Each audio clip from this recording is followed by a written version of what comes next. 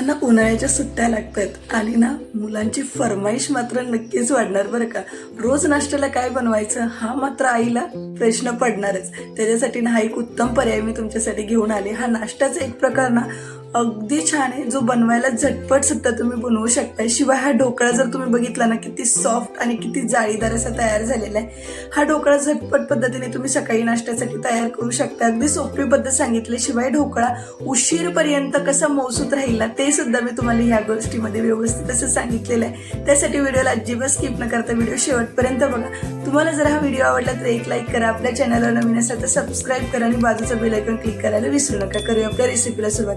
नमस्कार मंडळी, मी प्रियांका, तुम्हा सर्वांचं प्रियाज फूडीमध्ये मनापासून स्वागत.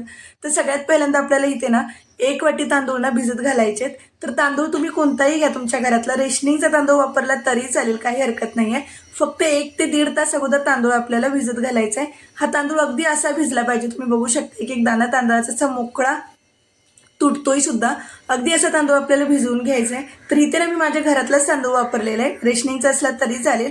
आता ह्या तांदळाला पण साईडला ठेवूयात आणि एक बाउलमध्ये ना मी इथे चाळण ठेवली. आता याच्यावरती ना आपल्याला तांदळातलं पाणी ना व्यवस्थित असं गाळून घ्यायचंय. लक्षात घ्या, तांदूळ चांगले जेव्हा भिजतात ना तेव्हा याच्यातलं ना पाणी आपल्याला वेगळं काढून घ्यायचंय. आणि आता ह्याचं व्यवस्थित असं पाणी झाडून घेऊयात आणि फक्त ना ह्याला आता 2 ते 3 मिनिटं फक्त आपण ह्याला असं साईडला ठेवून देऊयात. तर आता सगळ्यात पहिल्यांदा की मिक्सरचं भांडे घ्यायचं. याच्यामध्ये ना जे तांदूळ आपण भिजवून घेतलेले की नाही ते तांदळाचं सगळं पाणी व्यवस्थित असं नितळलं की ह्याला मिक्सरच्या भांड्यात काढून घेऊयात. आता इथे ना मी पाव वाटी इतका रवा घेतलेला आहे. तर लक्षात घ्या, रवा कोणताही घ्या, जाड असू द्या बारीक असू द्या काही हरकत नाहीये, फक्त व्यवस्थित असं चाळून घ्यायचंय. 1 वाटी तांदूळ घेतलेला, त्याच्यासाठी आपल्याला पाव वाटी इतका रवा लागणार आहे. तर आता हा रवा सुद्धा ना आपण या मिक्सरच्या भांड्यामध्ये काढून घेऊयात. आता रवा घातला की याच्यामध्ये आपल्याला दही घालायचं आहे. तर दही ना शक्यतो जास्त आंबट असं घेऊ नका. 1 वाटी तांदूळ होता, पाव वाटी आपण रवा घेतला, त्याच्यासाठी आपल्याला 1 वाटी इतकं दही लागणार आहे. तर लक्षात घ्या, आपण इथे थोडाही पाण्याचा वापर नाही केलेला. पाणी न घालता आपण ह्याचं स्मूथ असं वाटण करून घेऊयात. तर हे बघू शकता किती छान असं वाटण झालेलं आहे. लक्षात घ्या, जितकं बारीक होईल ना तितकं बारीक वाटण करून घ्या. तुम्ही जर दह्याचं प्रमाण जर इथे जितकं सांगितलं मी तुम्हाला 1 कप इतकं जर दही वापरलं ना 1 वाटी इतकं, तर तुम्हाला ह्याच्यामध्ये पाण्याचा वापर अजिबात करायची गरज नाही पडणार. पण जर तुम्ही दही जर इथे कमी वापरत असाल ना तर मात्र तुम्हाला इथे पाण्याचा वापर करावा लागेल. आणि हे बघू शकता किती अगदी बारीक असं एकदम पेस्ट करून घेतलेली आहे. जितकं बारीक होईल ना तितकं बारीक करा, कारण ढोकळा जो असतो ना तो घशात अजिबात दाटल्यासारखा झाला नाही पाहिजे ना, त्याच्यासाठी अगदी बारीक करून घ्यायचंय. आता हे मिश्रण आपण जे वाटण केलेलं आहे ना ते एका बाउलमध्ये व्यवस्थित असं काढून घेऊयात. आता हे मिश्रण आपण एका बाउलमध्ये काढून घेतलं ना की ह्याच्यातलं जे मिक्सरमध्ये जे थोडंसं राहिलेलं असतं की नाही त्याच्यामध्ये मी अगदी 1 चमचा इतकंच पाणी घातलेलं आहे, जास्त पाणी नाही घातलेलं. लक्षात घ्या, 1 चमचा इतकं पाणी घालायचं आणि ह्याला परत एकदा व्यवस्थित असं फिरवून घेऊया, जेणेकरून मिक्सरमध्ये जे राहिलेलं आपलं मिश्रण होतं ना ते सुद्धा व्यवस्थित असं ह्याच्यामध्ये मिक्स होऊन जाईल. आता ह्याला ना परत एकदा व्यवस्थित असं आपण ह्याला फेटून घेऊया, जेणेकरून आपण सगळं मिश्रण एकत्र काढून घेतलेलं ना तेव्हा व्यवस्थित असं फेटून घ्यायचं. याची कन्सिस्टन्सी ना अगदी अशी राहिलेली पाहिजे. लक्षात घ्या, अगदी पूर्ण बारीकही नाही पूर्ण घट्टही नाही असं ठेवायचं. आता याच्यावरती झाकण ठेवूयात आणि फक्त ना एक 10 ते 15 मिनिटांसाठी आपण ह्याला साईडला ठेवून देऊयात. तर आता सगळ्यात पहिल्यांदा आपल्याला चटणी बनवायची आहे. तर चटणीसाठी एक मिक्सरचं भांडं घेतलंय मी ते. आता याच्यामध्ये एक मध्यम आकाराचा टोमॅटो बारीक चिरून घेतलाय. 2 मोठे चमचे शेंगदाणे होते, त्याला भाजून त्याची साल काढून घेतले. 2 मोठे चमचे मी ते भाजकी चणा डाळ वापरले. सोबतच 3 ते 4 लसणाच्या पाकळ्या लागणार आहेत. आता इथे आपल्याला घालायचं ते म्हणजे अर्धा इंच अद्रकचा तुकडा, तर तुम्ही अगदी बारीक चिरून घेतलाय, बघू शकताय तुम्ही. आता सोबतच आपल्याला अर्धा छोटा चमचा याच्यामध्ये जिरे घालायचे. याच्यामध्ये 2 बेडगी मिरची घेतलेल्या मी आणि त्याच्यानं अगदी बिया सुद्धा काढून घेतलेत बरं का, आणि त्या याच्यामध्ये तोडून ह्याच्यात घालायचेत. सोबतच आता याच्यामध्ये ना आपल्याला मीठ घालायचं, चवीनुसार मीठ घालून घ्या. अर्धा छोटा चमचा मीठच्या अंदाजाने घातलेला आहे. सोबतच अर्धा लिंबाचा रस घालायचा, त्याच्यातले मी बिया काढून घेतलेत बरं का. आणि इथे ना अगदी थोडंसं पाणी घालायचं. लक्षात घ्या, वाटण करताना जसं लागेल ना तसं थोडंसं पाणी घाला आणि ह्याचं ना आपल्याला अगदी बारीक असं वाटण करून घ्यायचं. लक्षात घ्या, इथे थोडं पाणी वापरलेलं बरं का मी, जास्तही पातळ करू नका, कारण ही चटणी थोडीशी घट्ट असेल ना तर खायला सुद्धा छान लागते. आता याच्यावरती एक तडका घालायचा आहे आपल्याला. गॅसवरती मी तडका पॅन गरम करायला ठेवलाय. अर्धा छोटा चमचा इतका आपण याच्यामध्ये तेल घालून घेऊयात. तेल गरम झालं की अगदी थोडीशी मोहरी घालायची याच्यामध्ये, पाव छोटा चमचा इतकी. सोबतच आता याच्यामध्ये कढीपत्ता घालायचे 3 ते 4 पानं. आणि याच्यामध्ये ना आपण जी एक बेडगी मिरची होती ना ती मी अगदी मधून कट करून घेतले आणि ती याच्यामध्ये घालूयात. गॅस बंद करायचा, याला व्यवस्थित असं मिक्स करून घेऊयात आणि हा सरसरीत असा तडका ना आपल्या चटणीवरती घालून घेऊयात. तर तुम्ही बघू शकता किती मस्त अशी चटणी तयार झालेली आहे. खरं तर याच्यामध्ये ना हिरवी चटणी सुद्धा बनवतात बरं का, पण माझ्या घरामध्ये ना ही लाल चटणीच आवडते म्हणून मी हीच बनवते. तर आता आपल्याला ढोकळा स्टीम करायचा आहे, त्याच्यासाठी मी एक मोठीशी अशी कढई ठेवलेली आहे. कढईमध्ये ना एवढं पाणी घालायचं, बघा गॅस बंद आहे बरं का. तर एवढं पाणी घालायचं, याच्यामध्ये ना एखादी रिंग किंवा स्टँड जसं काही तुम्हाला बसत असेल एखादा डब्बा ठेवला तरी चालेल, थोडंसं हेवी ठेवा. आणि याच्यावरती ना ही प्लेट ठेवणार आहे मी, बघा ही प्लेट अगदी याच्यावरती व्यवस्थित बसते. तुमच्याकडे कोणती अशी प्लेट असेल ना तरी चालेल. आता याच्यामध्ये ना आता गॅस चालू करायचा आपल्याला आणि आता ह्या पाण्याला आपल्याला ना मस्त अशी उकळी काढायची. त्याच्यासाठी ना मी याच्यावरती झाकण ठेवते आणि ह्याला एक आपण उकळी काढून घेऊयात. तर आता दुसरीकडे आपला ढोकळा सुद्धा मस्त बघू शकताय किती छान असा ढोकळ्यासाठी जे बॅटर ठेवलेलं ना ते किती छान असं फुगलेलं. आपण याच्यामध्ये रवा वापरला होता ना म्हणून. आता बाकीचे जिन्नस घालूयात. तर इथे मी अर्धा इंच अद्रकचा तुकडा घेतलेला जो बारीक असा किसून घेतलेला आहे. सोबतच ना इथे एक मिरची घेतलेली, जी एकच मिरची वापरली, जी अगदी बारीक चिरून घ्यायची आपल्याला. त्याशिवाय आपल्याला इथे ना अर्धा छोटा चमचा जिरे घ्यायचे. सोबतच आता इथे ना मी मीठ घेतलेलं आहे. तर मीठ चवीनुसार म्हणजे एक अर्धा छोटा चमचा इतकंच मीठ वापरायचं आहे आपल्याला. आता इथे 2 छोटे चमचे मी तेल घेतलेलं आहे. हे सगळे जिन्नस याच्यामध्ये घातलं ना की याला परत एकदा व्यवस्थित अशी इथे मिक्स करून घेऊयात. तर लक्षात घ्या इथे मी मिरची सुद्धा बारीक अशी चिरून वापरलेली आहे. जर तुम्हाला मिरची नाही वापरायची ना, नाही घातली याच्यामध्ये तरी चालेल, तडक्यामध्ये तुम्ही मिरची घालू शकताय. पण मिरची बारीक चिरली ना, पोपटी मिरची असते ना ती वापरली तरी चालेल. ह्याला व्यवस्थित असं मिक्स करून घेतलं की आता याच्यामध्ये ना आपल्याला इनो घालायचे. लक्षात घ्या इनो तुम्ही कोणताही घालू शकता. इथे मी लेमनचा वापरलेला. आता 1 सॅचे इनोचं मी इथे घालून घेते आणि याच्यावरती ना अगदी थोडंसं पाणी घालायचं आहे आपल्याला इनो ऍक्टिव्ह करण्यासाठी. आणि ह्याला ना आता परत एकदा व्यवस्थित असं एकाच डायरेक्शनने आपण मिक्स करून घेऊयात. तर एक इथे ना 20 ते 30 सेकंदच ह्याला जास्त फेटून घ्यायचं, जास्त वेळ फेटू नका, कारण इनो ऍक्टिव्ह झाला ना की लगेच त्याला स्टीम करायला ठेवून द्यायचं असतं ढोकळ्याला. जर इनो नसेल ना तो तुमच्या घरातला सोडा वापरू शकताय, खाण्याचा सोडा अर्धा छोटा चमचा वापरला तरी चालेल. आता 20 ते 30 सेकंद ह्याला व्यवस्थित असं फेटून घेतलंय. आता हा ढोकळ्याचं जे बॅटर आहे ना ते आपल्याला एका प्लेटमध्ये घालून घ्यायचं. तर त्यासाठी ना ह्या प्लेटला मी अगोदर तेलाने व्यवस्थित असं ग्रीस करून घेतलं होतं. आता याच्यावरती ना हे बॅटर आपण ओतून घेऊयात. आता तुम्ही बघू शकताय आता याच्यावरती व्यवस्थित असं ओतून घेतलं ना की ह्याला ना 1-2 वेळा ना व्यवस्थित असं टॅप करून घ्या, जेणेकरून ह्याच्यामध्ये कोणताही असं एअर राहणार नाही.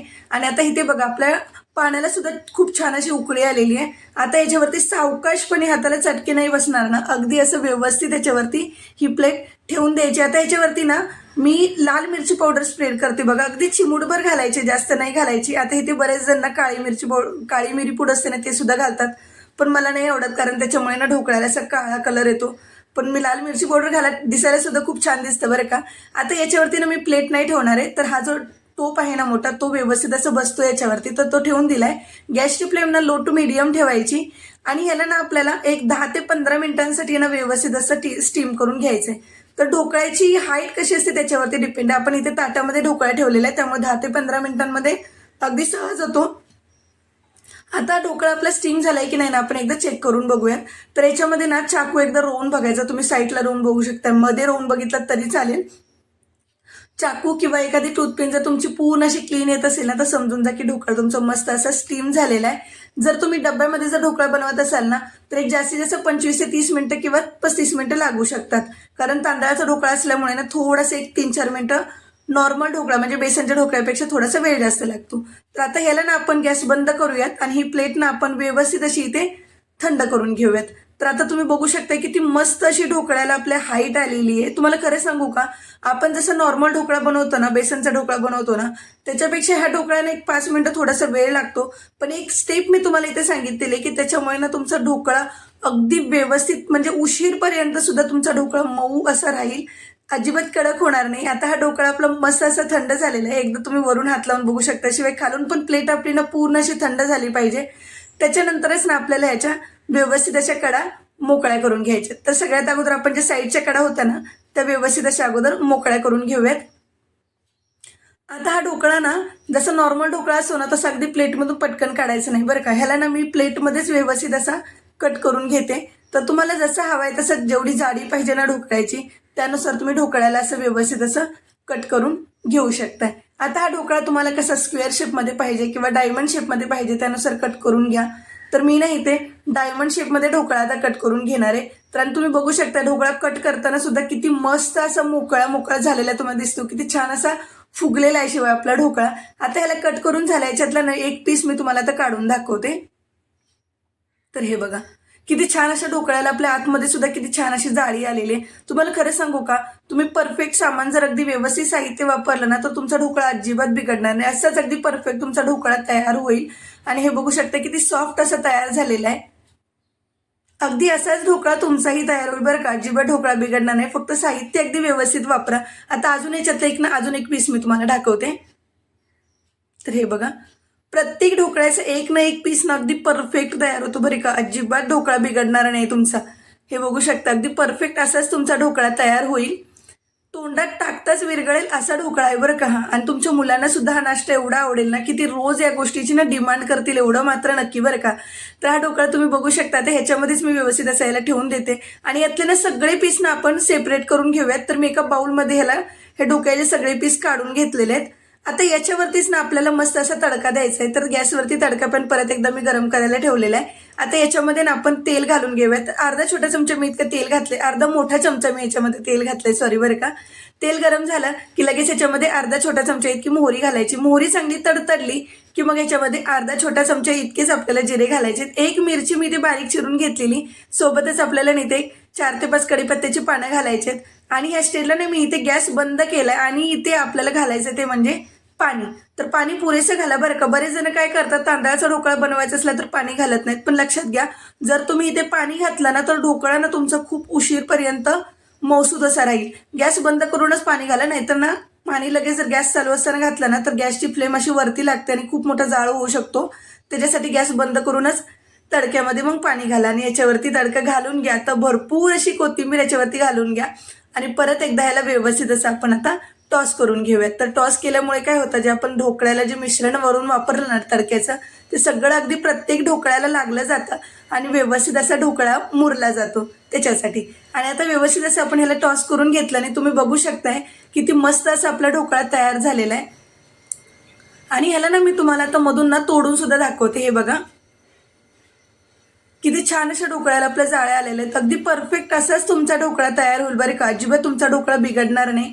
असं साहित्य वापरल्यानं अगदी छान मौसूद तोंडात विरघळेल असा ढोकळा तयार होईल बरं का. तुम्हाला हा व्हिडिओ कसा वाटला ना मला एकदा कमेंटमध्ये नक्की सांगा. माझ्या पद्धतीने एकदा तुम्ही सुद्धा ढोकळा करून बघा. व्हिडिओ आवडला असला तर एक लाईक करा. आपल्या चॅनलवर जर तुम्ही नवीन असाल तर सबस्क्राईब मात्र नक्की करा. बाजूचा बेल आयकॉन क्लिक करायला मात्र विसरू नका. पुन्हा भेटूया तशाच एका सुंदर आणि एका चटपटीत रेसिपी सोबत. तोपर्यंत धन्यवाद.